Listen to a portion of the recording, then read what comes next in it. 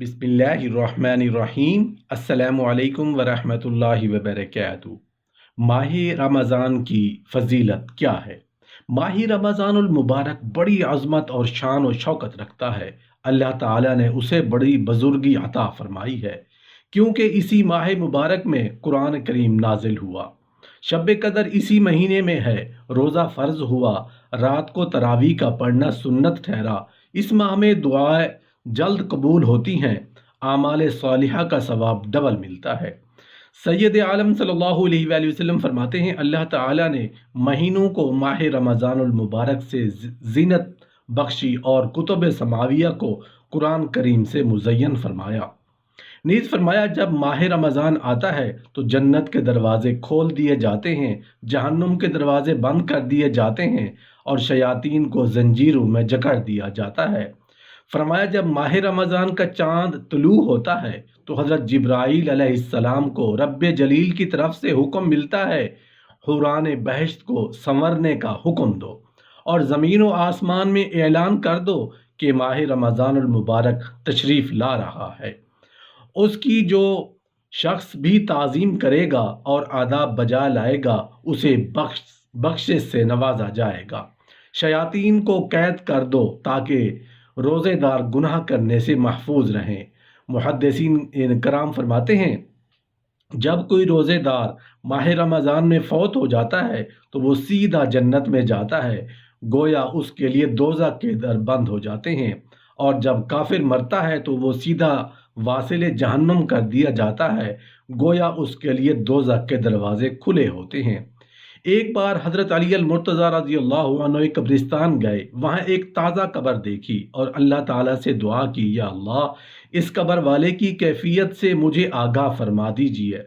अल्लाह ताला ने दरमियान से हिजाब दूर कर दिए। ये अमर शरान जायज़ है कि अल्लाह ताला अपने किसी बंदे पर अहवाल कब्र ज़ाहिर फरमा दे।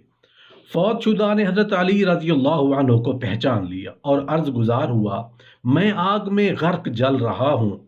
आप इसका ये हाल देखकर बेकरार होकर आंखों में आंसू भर लाए और दुआए इलाही उससे मगफिरत अता फरमा। गैब से आवाज़ आई, या अली, इसकी सिफारिश ना कीजिए, क्योंकि ये शख्स माह रमज़ान की इज्जत बजा नहीं लाता था और गलत कारी से बाज नहीं आता था। अगरचे दिन को रोज़ा रखता था मगर रात को बदकारी में मस्त रहता था। ये आवाज़ सुनते ही आप मज़ीद परेशान हो गए और सर सजदे में रख दिया और निहायत आजिज़ी से अर्ज़ गुजार हुए, इलाही, मुझे अपने इस बंदे के सामने खाली ना लौटा। अल्लाह ताला ने आपकी दुआ को बाजियाबी का शर्फ अता फरमाया और आवाज़ आई, हमने आपकी इस जारी के पेश नज़र इसकी जुमला ख़ताएँ मुआफ़ फरमा दी हैं। बस ए ईमानदारों, हमें चाहिए कि माह रमज़ान की इज़्ज़त व हुर्मत बरकरार रखें और उसके आदाब व एहतराम को बजा लाया करें और गुनाहों से अपने आप को दूर रखें।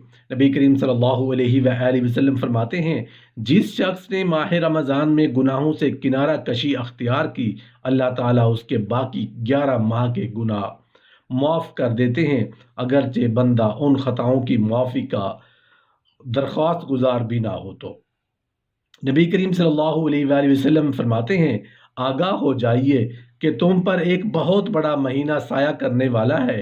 उसकी हुर्मत व साये को ईमानदारों के लिए वसी कर दिया गया है। उसका पहला अशरा रहमत, दूसरा मगफिरत और तीसरा दोज़ख से आज़ादी की नवीद लाता है।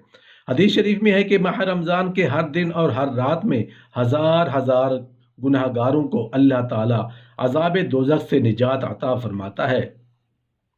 एक हदीस शरीफ में है कि अल्लाह ताला माह रमज़ान की हर जुमा की शब 6-6 लाख गुनहगारों को अज़ाब दोज़ख से रिहाई अता फरमाता है।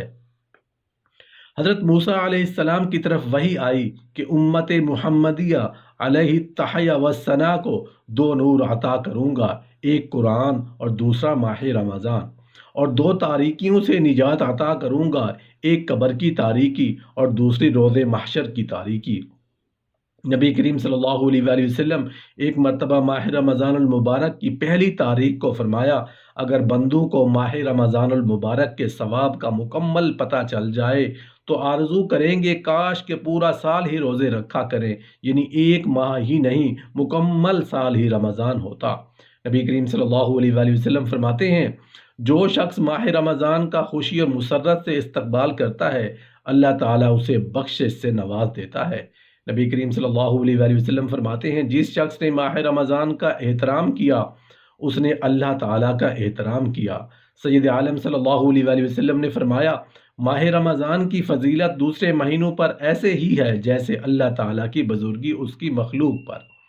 ماہ رمضان کی تعظیم و تکریم و آداب بجا لانے سے مراد یہ ہے کہ ہر قسم کے چھوٹے بڑے گناہوں سے بچیں اور احکام خداوندی کو محبت و الفت سے بجا لائیں۔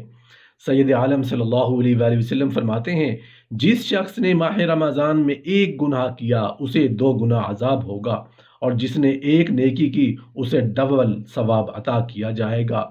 ماہ رمضان المبارک میں ہر نیکی پر بے شمار ثواب عطا ہوتا ہے، جیسے اس ماہ میں روزے کا بے حد و حساب ثواب دیا جاتا ہے۔